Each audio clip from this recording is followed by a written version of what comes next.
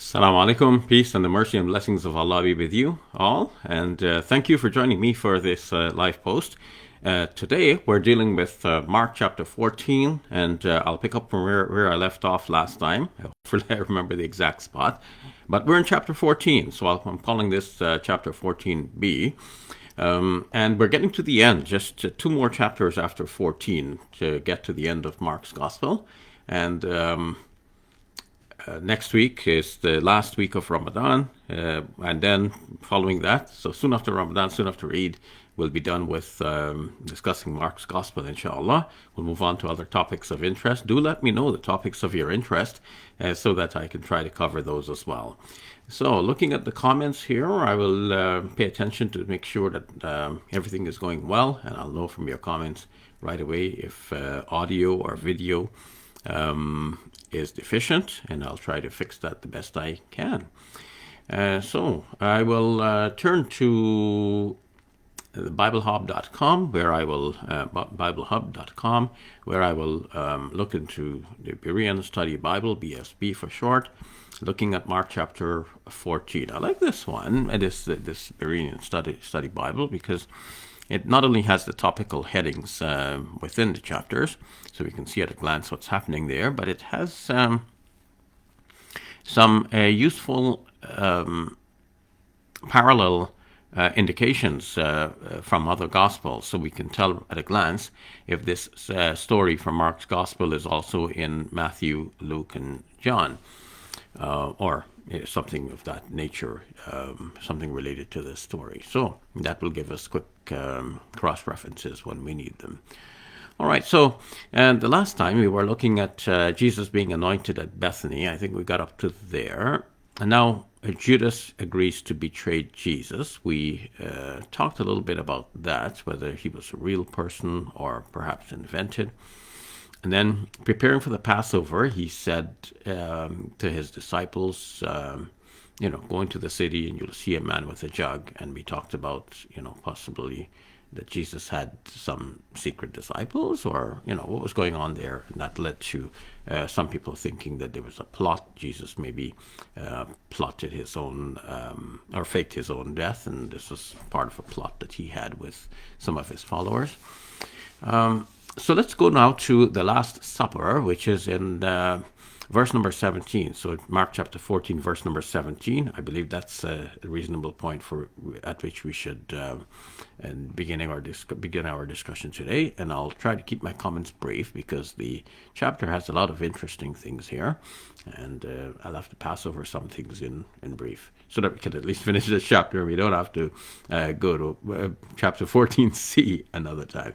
Okay, so I see a comment here from Abu Bakr, Samaile Yayu, and sorry if I mispronounced your name, my brother. And you're saying, good one, Sheikh. Allahumma jazakallahu khairan. Ameen. Okay, so I take it that everything must be right. Otherwise, you might have let me know if the audio or video wasn't right. So, and I see that Abu Bakr has actually shared my video stream. So, thank you, my brother Abu Bakr. May Allah subhanahu wa ta'ala reward you for doing that. Okay, so Mark chapter 14, verse number 17. When evening came, Jesus arrived with the 12. And while they were reclining and eating, Jesus said, "Truly I tell you, one of you who is eating with me will betray me." They began to be grieved and to ask him one after another, "Surely not I?" He answered, "It is one of the 12, the one who is dipping his hand into the bowl with me. The Son of Man will go just as it is written about him, but woe to that man by whom he is betrayed. It would be better for him if he had not been born." While they were eating, Jesus took bread, spoke a blessing, and broke it, and gave it to the disciples, saying, "Take it, this is my body." Then he took the cup, gave thanks, and gave it to them, and they all drank from it. And he said to them, "This is my blood of the covenant, which is poured out for many.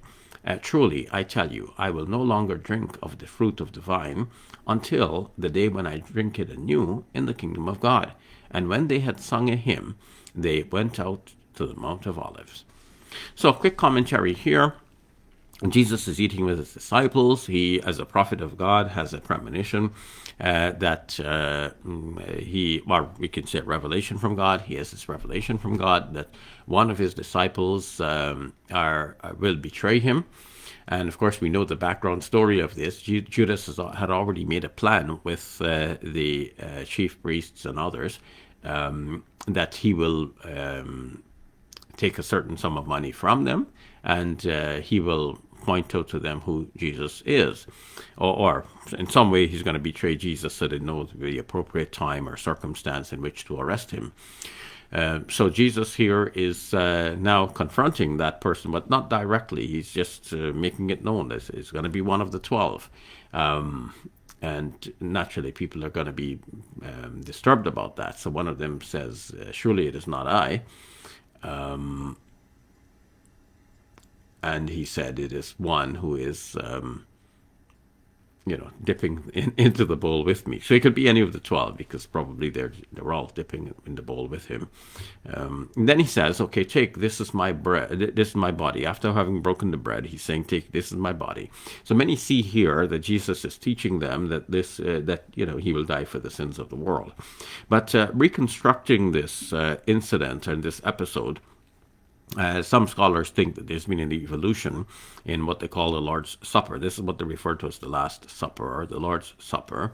And some people think that there's been an evolution in the Lord's Supper. When Jesus had this supper with his disciples, it would have been just simply an ordinary Jewish meal with the kind of blessings that a Jewish rabbi would announce at that time, but and not with this idea that Jesus is going to die for the sins of the world. And still, that is not so clearly stated in this passage, but nonetheless, we can see hints in that direction. This is my blood, which is poured out for the blood of the covenant, which is my blood of the covenant, which is poured out for many, and so on. Okay, so we move on. Jesus predicts the final, Peter's denial. So verse 27, then Jesus said to them, you will all fall away, for it is written, I will strike the shepherd, and the sheep will be scattered. But after I have risen, I will go ahead of you into Galilee. Peter declared, even if they all fall away, I never will. Truly I tell you, Jesus replied, this very night, before the rooster crows twice, you will deny me 3 times. But Peter kept insisting, even if I have to die with you, I will never deny you. And all the others said the same thing. So they're pledging their allegiance to Jesus, their faithfulness, they're not going to deny, but Jesus is predicting that one of them is going to not one of them, but in the plurality, you will deny me 3 times. I have to confess at the moment here, I can't tell whether he's addressing either just Peter or he's addressing all of the disciples. But nonetheless, in verse number 31, all of the disciples seem to have pledged the same thing. All the others said the same thing. They are pledging they will not deny Jesus. Now, the idea of Peter denying Jesus, this is a very moving story within the Gospels. Jesus is arrested, and Peter would naturally be afraid for his own life. And one of the female servants in the court there recognizes Peter. And he says, this is a Galilean, but he denies it. And so he denies that he's a follower of Jesus. And then, of course, he breaks out into tears after the deed is done, when he realizes what he has done. And then he remembers the prediction from Jesus as well. The prediction is very interestingly stated here as before the rooster crows twice. In the other Gospels, it's before the rooster crows, and presumably once. And so you find it, the rooster crows, and, by the time the rooster crows, Jesus had already been denied 3 times. And in this Gospel, in Mark's Gospel, it'll be that, Peter denies, and then the rooster crows, and then Peter denies, and the rooster crows. So eventually, by the second crowing, Peter has denied 3 times, but not before the first crowing. And presumably in the other Gospels, it's before the first crowing, and God knows best. So there would be a good reason, not a selfish reason necessarily, why the disciples might want to deny Jesus. Not as a fault on their own, but for the preservation of the message. So it is possible that Jesus, on whom be peace, said to them something to the effect that, look, they're going to take me, but don't let them take you as well, because you have to live on to carry on the message after me. So don't give them a reason to take you. Just deny that you know me. Just so to save the longevity of the message, so you can go on preaching and so on. And again, God knows best. We don't know all of these details, but we can either put a positive spin on it, like the one I'm suggesting, or one can take the idea that maybe the disciples here were not good and genuine disciples. They just, and quickly they deny Jesus. So I prefer that positive interpretation. Now, Jesus prays at Gethsemane. Now we're looking at verse number 32. I'll just play a quick look at the comments here again to see if anything is new here. And I see that just my faithful brother Abu Bakr is here, and others may be here too, but just that one comment I see. So no negative comments, so I don't presume that anything is going wrong, and I assume that everything is going right. Okay, so the betrayal of Jesus now. Oh, Garden of Gethsemane. Verse number 32. Then they came to a place called Gethsemane, and Jesus told his disciples, sit here while I pray. He took with him Peter, James, and John, and began to be deeply troubled and distressed. Then he said to them, my soul is consumed with sorrow to the point of death. Stay here and keep watch. Going a little farther, he fell to the ground and prayed that if it were possible, the hour would pass from him. Abba, Father, he said, all things are possible for you. Take this cup from me, yet not what I will, but what you will. Then Jesus returned and found them sleeping. Simon, are you asleep? He asked. Were you not able to keep watch for 1 hour? Watch and pray so that you will not enter into temptation. For the spirit is willing, but the body is weak. Again he went away and prayed, saying the same thing. And again Jesus returned and found them sleeping, for their eyes were heavy, and they did not know what to answer him. When Jesus returned the third time, he said, are you still sleeping and resting?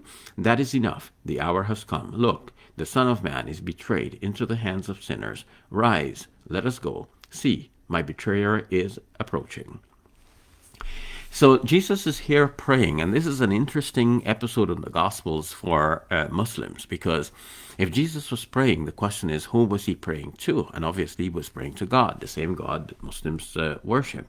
And obviously he wasn't praying to himself, so this would indicate clearly that Jesus is not God. So this is something that comes up in dialogues with Muslims and Christians all of the time, and should come up. And Muslims often are asking our Christian friends, please explain how Jesus could be God when he himself is praying like other human beings pray.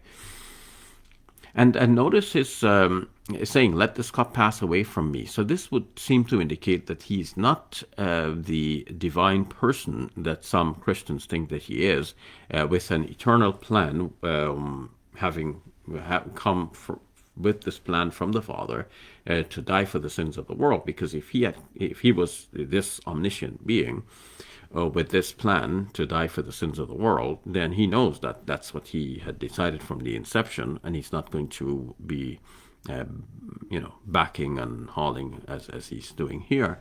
Of course, in the end, he surrenders and he accepts the whatever would be the decision of the Father and the will of the Father, but he would rather have something else at the moment. So now some might say, well, okay, this was just his weakness at that moment, but then the other gospel, like the gospel according to Luke, for example, says that the angels came to strengthen him.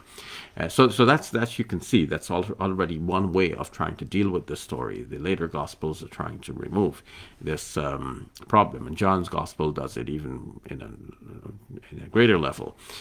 By saying, well, this was, Jesus knew of this plan, and he was declared the Lamb of God from the beginning, and he resolutely says, I came to die for this hour, so I'm not going to be praying like this. So what the Synoptic Gospels, Matthew, Mark, and Luke assert, John's Gospel denies. So in John's Gospel, Jesus denies that he's going to be praying like this. So you can see the evolution in the story. But we have it here in Mark's Gospel, the stark reality that Jesus is praying to be saved from the hour. Okay, and now we come to the betrayal of Jesus, verse number 43.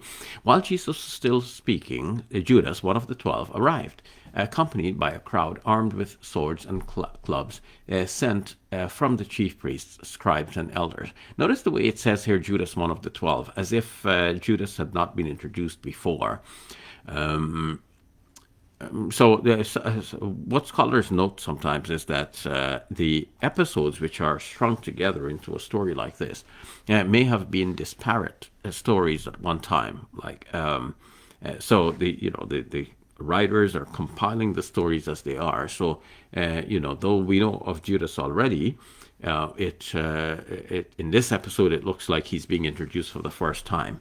So he's not being introduced for the first time within the Gospel of Mark, but he might have been introduced for the first time in this snippet when it existed prior to its incorporation into this Gospel. In any case, Judas arrives at the scribes, the chief priests and elders, and now the betrayer this is verse number 44. Now the betrayer had arranged a signal with them. The one I kiss is the man. Arrest him and lead him away securely. Going directly to Jesus, he said, Rabbi, and kissed him. When the men seized Jesus, then the men seized Jesus and arrested him. One of the bystanders drew his sword and struck the servant of the high priest, cutting off his ear. And Jesus asked the crowd, Have you come out with swords and clubs to arrest me as you would an outlaw? Every day I was with you, teaching in the temple courts, and you did not arrest me. But this has happened that the scriptures would be fulfilled. Then everyone deserted him and fled. One young man who had been following Jesus was wearing a linen cloth around his body. They caught hold of him, but he pulled free of the linen cloth and ran away naked. Now, interestingly here, that Jesus is saying, I was preaching every day in the temple court. So he was doing this in public, and they didn't arrest him in public. But then the question arises from this. If he was always appearing in public like this, and they knew who he was, why would they need Judas Iscariot to kiss him so that they would know who is the one to arrest? Is it because he's there in the darkness and Judas knows him so intimately that he will be able to pick him out in the dark? That part is unclear. It's a little bit puzzling that this should be the case. And Jesus is saying, okay, but let it be so because the scriptures would have to be fulfilled. But which scriptures? He does not cite any. And later on, Christians and other writers of the scriptures would try to identify this further, which is that scripture. Maybe it is something about David being betrayed, and now this is playing out in the life of Jesus again. In any case, it is also interesting that this young man flees naked. Some think that maybe this is an autobiographical note from the author. Maybe the Gospel according to Mark is actually written by that young man. But this is unlikely. The Gospel according to Mark was probably written long after this event, and probably by somebody else other than the young man that is there in that story. So Jesus before the Sanhedrin, verse number 53. We're getting to the end here. Soon I will be looking at your comments and questions a bit more. But I see in the meantime, Aruna is here saying good afternoon, and Salmi saying salam, wa alaikum salam, and good afternoon to you all. All right, and I see that Haruna Usman is probably watching as well. Just became a follower about a minute ago. And only Abu Bakr has shared the stream so far, so I would encourage more of you, if you find that this is beneficial, please share it so that others can benefit from this as well. So returning to Mark chapter 14, we are in verse number 53. And they led Jesus away to the high priest, and all the chief priests, elders, and scribes assembled.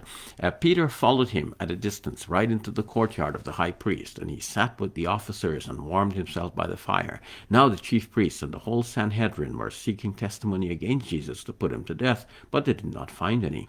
For many bore false witness against Jesus, but the testimony was inconsistent. Then some men stood up and testified falsely against him. We heard him say, I will destroy this man-made temple, and in 3 days I will build another that is made without hands. But even their testimony was inconsistent. So the high priest stood up before them and questioned Jesus. Have you no answer? What are these men testifying against you? But Jesus remained silent and made no reply. Now I want to pause at this moment to capture the gravity of what has happened here. So when we discuss the question of the Trinity and the divinity of Jesus, some people say, well, look, Jesus was claiming to be God at that point or at that other point or this other point, and he was doing so in a public manner. And Jews picked up stones to stone him, especially we see that in John's Gospel. And some take that as proof that Jesus was claiming to be God. But notice what is happening here in Mark's Gospel. This is towards the end. We're getting to the end now. After chapter 14, there will be chapter 15 and chapter 16. This is just before his crucifixion. This is chapter 14. In chapter 15, he'll be crucified. So right up until, after all of his public preaching, those who wanted to put him to death could not find witnesses to testify that he claimed to be God. Because if that was the claim based on which they wanted to kill him, where are the people who could testify to this effect, that Jesus claimed this? So we have people, coming to testify, but their testimony is inconsistent. That means it's not clear to the public what exactly Jesus said. And then, the most they can muster is in verse number 57. They said that he said, I will destroy this man-made temple, and in 3 days I will build another that is made without hands. But even their testimony was inconsistent. All right. So, in verse number 61, again the high priest questioned him, are you the Christ, the Son of the Blessed One? And notice what the question is. The question is not, are you God? Are you claiming to be God? The question is, are you the Christ, the Son of the Blessed One? So the most one can say here is that the chief priest is asking him, or the high priest is asking him, are you the Son of God?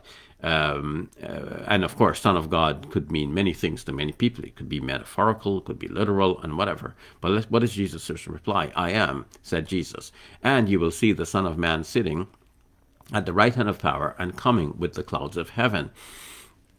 Now, when Jesus speaks like this about the Son of Man coming, many scholars think that Jesus was speaking about someone else other than himself. So, have here a comparative handbook to the Gospel of Mark by Bruce Chilton and Darrell Bach and Daniel Gertner and Jacob Neusner, Lawrence Schiffman and Daniel Oden. So a number of scholars who edited this volume together. And towards the back there is an appendix in which Bruce Chilton explains his view that Jesus was speaking about another figure other than himself when he spoke about the Son of Man sitting at the right hand of power and coming with the clouds of heaven. So that would mean that Jesus is not claiming the ultimate status here. He's claiming that there's another one who is probably the angel Michael, according to Bruce Chilton. And Jesus simply means to say that he has access to the divine court because the Son of Man who is there in the divine court is going to represent Jesus. And when he comes back, he's going to vindicate Jesus. Just going to pause for a moment here. Put a sweater around my legs because where I'm sitting, my legs tend to get cold, and that affects my voice. Okay. So, the most one can say here, if they're trying to defend the divinity of Jesus, is that they could say, well, Jesus is here claiming to be the Son of God, and Muslims do not accept this title for Jesus, the Son of God. But one might reply, that's still a tier down from him claiming to be God. Claiming to be the Son of God is not the same as claiming to be God. If somebody says he's the son, he's my son, he's not claiming to be me. If he claims to be me, I wonder how I would take that. Why is he claiming to be me? He's my son, and I love him.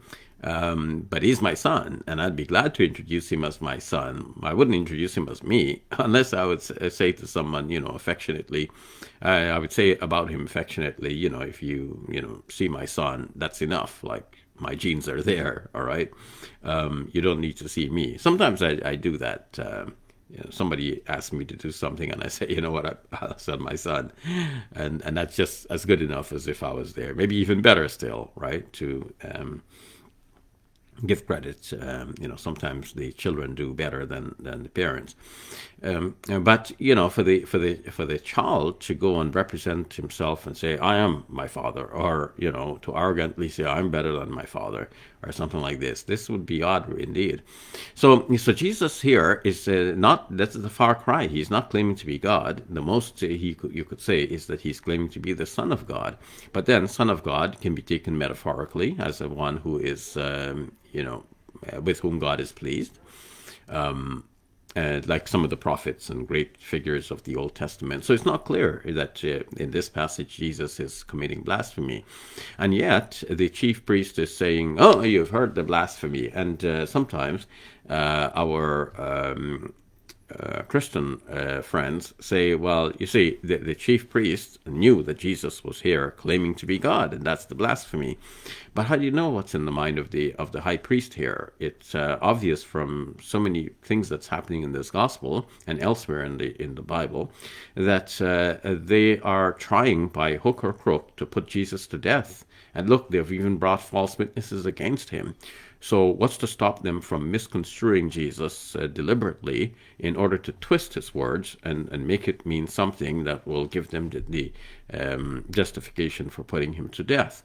So you cannot say because they thought that Jesus was blaspheming, that means that Jesus was blaspheming.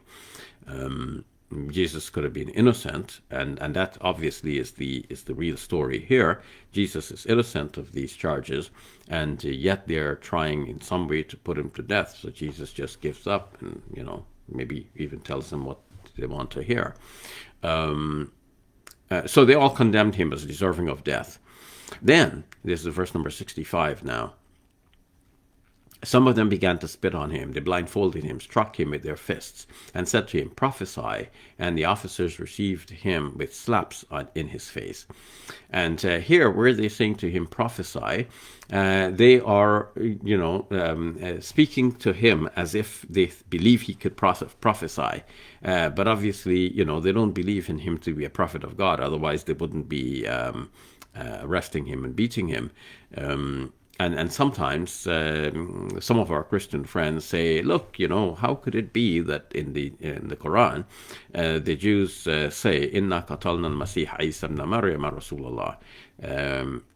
How could they be calling him Christ, son of Mary, the messenger of God? If they believed that he was the messenger of God and the Christ, they wouldn't be crucifying him. Why would they say that we crucified him and they're calling him the Christ at the same time? And then I point out that even in the Gospels, the people who are opposed to Jesus and who are here beating him, they're telling him to prophesy, but they mean it sarcastically. So in a similar way, those who are saying we crucified the Christ could be saying it sarcastically. If he was the Christ, we couldn't have crucified him. We crucified him, that means he's not the Christ. And, that's obviously what they're trying to say. Okay, so the Quran is not wrong in that point, in putting it that way. Peter denies Jesus.